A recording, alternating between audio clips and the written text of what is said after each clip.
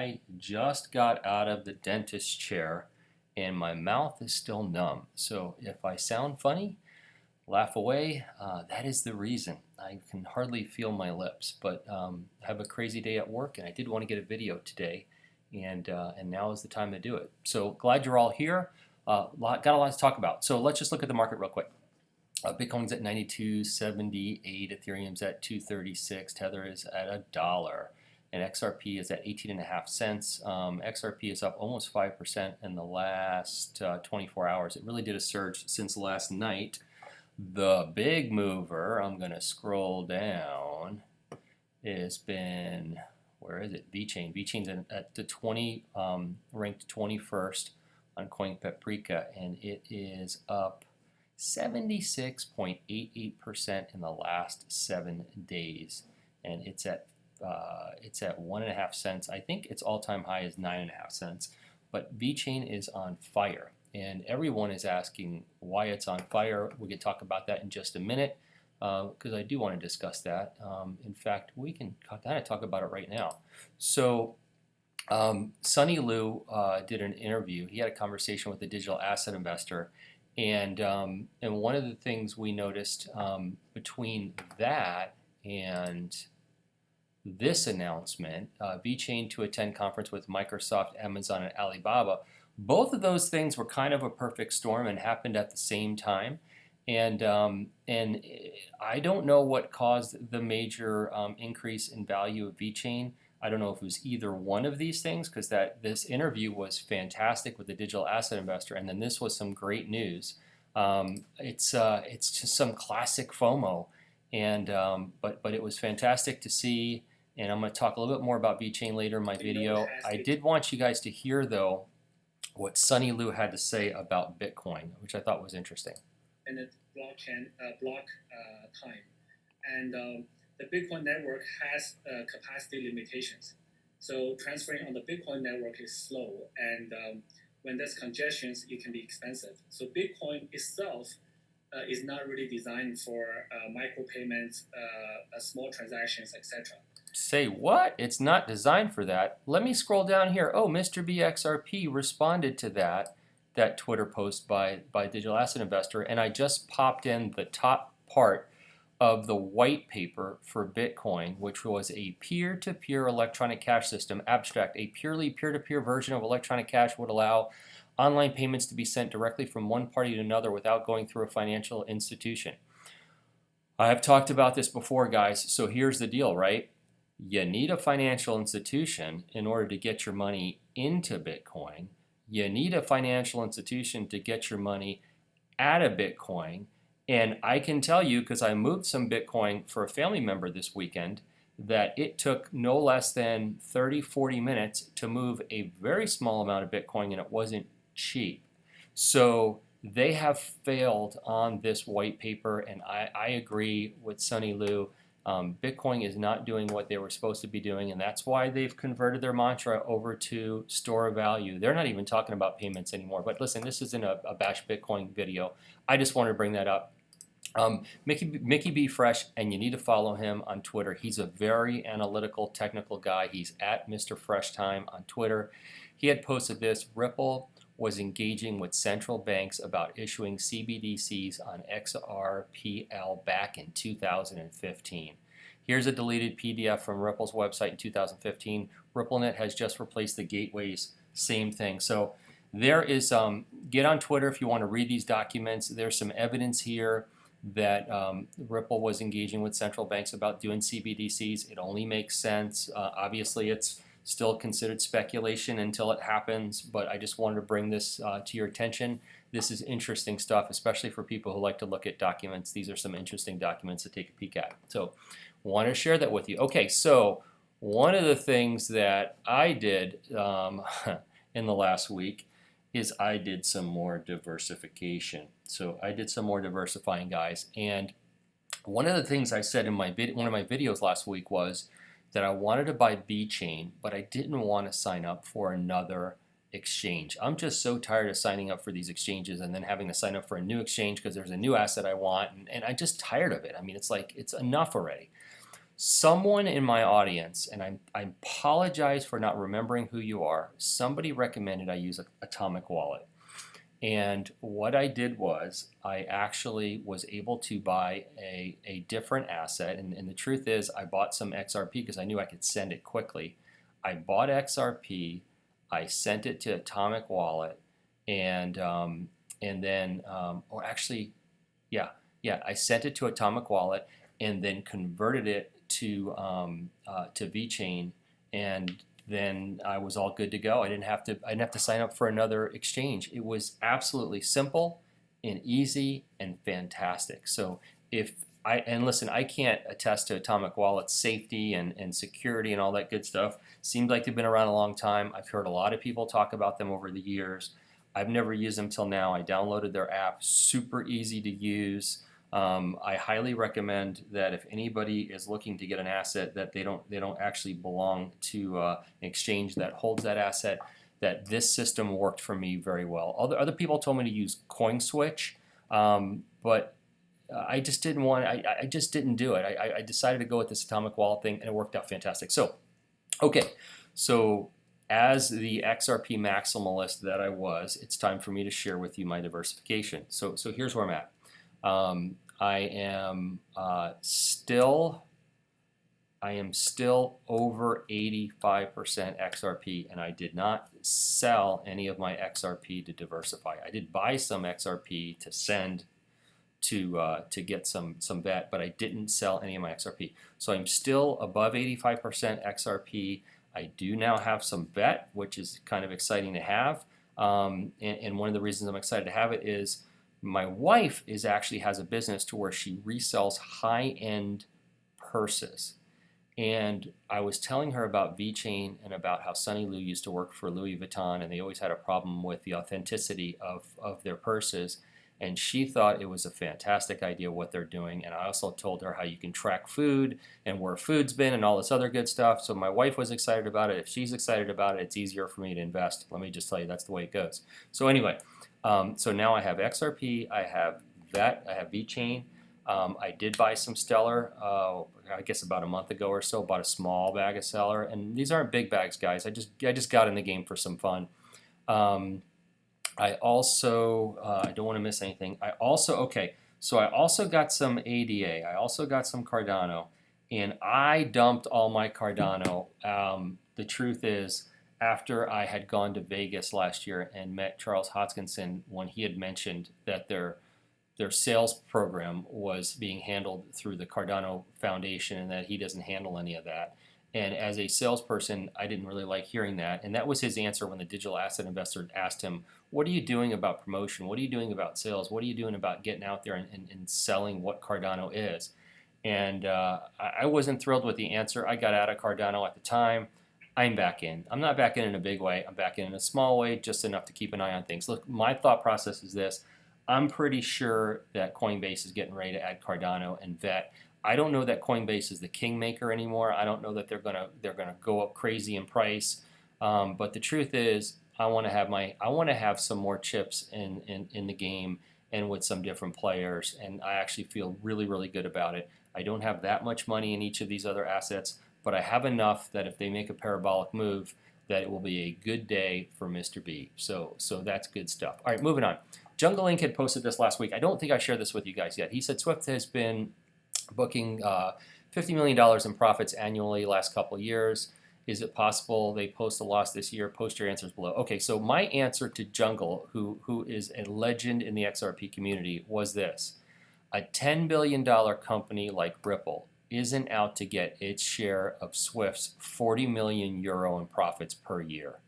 The future value of their XRP is the real spoils. And here's the truth of it, right?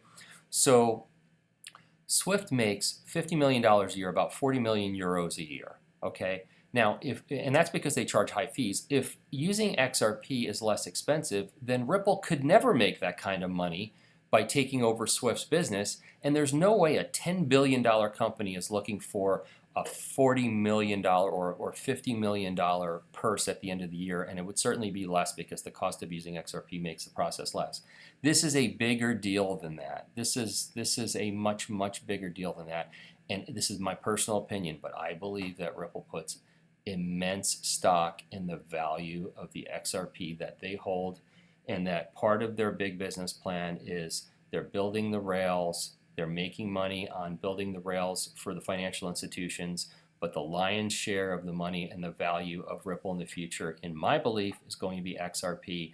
And I think it's an absolute 100% no-brainer, but I don't know. Tell me if you agree with me in the comment section below. I'd love to hear it. Okay, this was from Ian Northing, who by the way, is an absolute stellar member of the XRP community.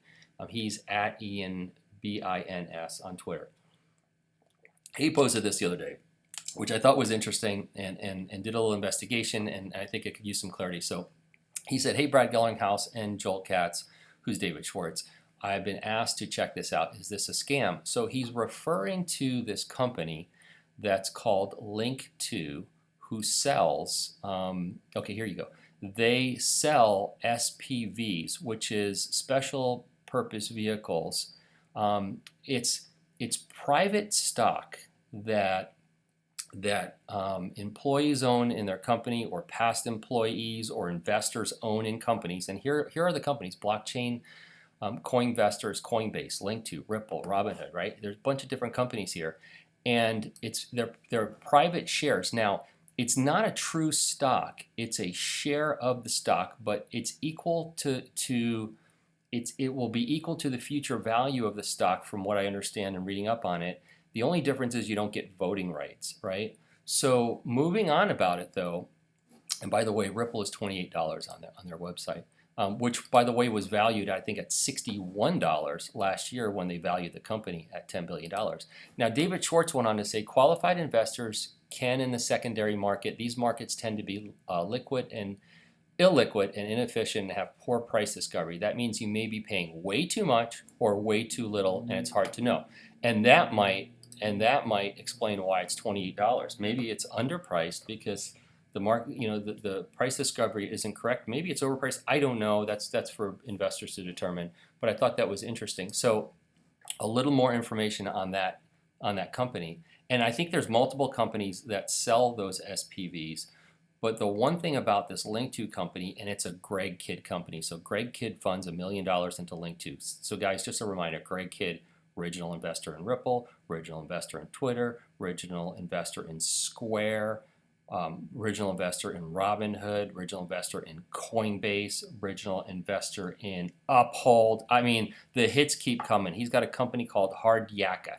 If you want to see a venture capitalist on steroids, go look at Greg Kidd and Hard Yakka and see what this guy's invested in. If you didn't see it, which I'm sure everybody that can hear the sound of my voice saw it, if you didn't see the interview with Greg Kidd and the digital asset investor, go watch it. It was fantastic. This guy is a very impressive guy. So he actually funded this Link2 company, and or invested in them. And a lot of the companies that they're reselling shares for are companies that he's invested in, as far as I can tell. But just to give you an idea, Uphold, the cost of Uphold, I was looking on their site this morning. Here you go. Uphold is 35 cents a share for an SPV share, which is pretty inexpensive, I guess. I mean, I don't know. I guess that's the value, right? So the difference, though, is from what I understand, is Link2, you have to be an accredited investor first, and then you have to invest a minimum of $10,000. From what I understand, a lot of these secondary markets, you typically have to invest a minimum of $200,000. So they make that minimum much lower for accredited investors. So for accredited investors, this might be something you want to check out. And for those of you who don't know, accredited investors in the U.S. usually make $200,000 a year or more, or they have $1 million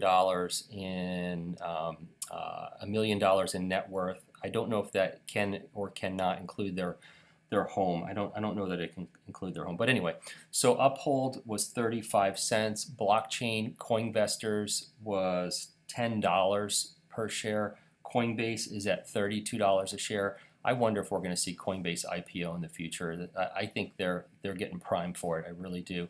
Ripple was at $28 a share, and Robinhood was at $15 a share.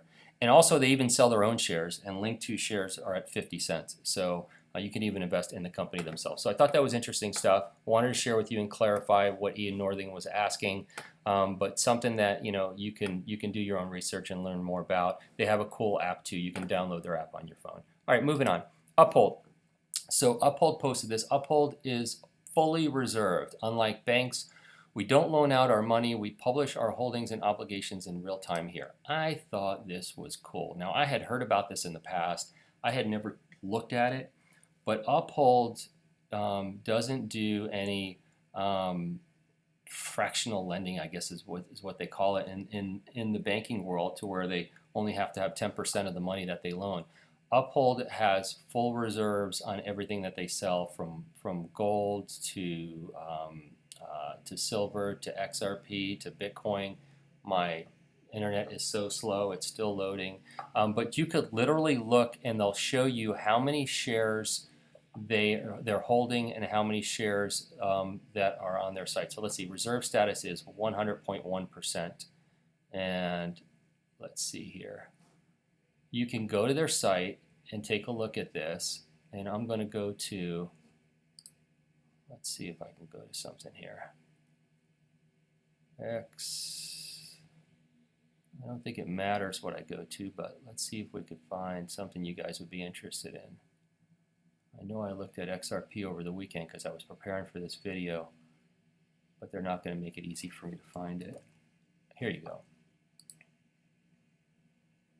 Okay, reserve status, 97.5%. So what they're saying is, let's see here. Okay, their obligations are 667,887,000 XRP, and they're holding 651,658,000 XRP. Okay, so they have 97% is what they're holding. Now they said is fully reserved. So I don't know. I mean, they're not at 100%, but I guess that's as close as fully reserved as you can be, or it must be updated daily. Maybe they have to make the adjustments as they sell XRP. But that's pretty darn good. I know a lot of people fear that when they buy their digital assets on an exchange, that exchange doesn't really have it, or that's reselling their digital assets. So this is interesting. I think this is really cool, and I think it's a good thing that they're doing.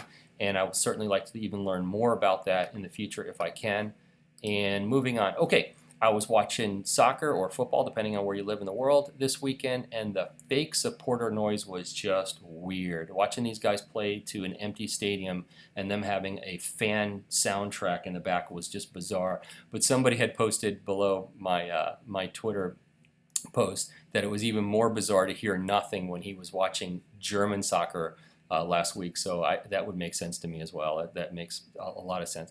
I was wondering on July 4th when I was sitting by my pool having drinks with my wife, enjoying the weather, I was wondering how the British people felt about July 4th, and it looks like the guy on Men's Corner decided to tell us. In fact, somebody also posted this when I said Happy 4th of July, Happy Treason Day, ungrateful colonials. I thought that was hilarious. I love a sense of humor, and that was just fun stuff. Really good to see that people have a sense of humor. Anyway, that's it, guys. I'm not a financial advisor. I'm not an accountant, and I am no longer an XRP maximalist.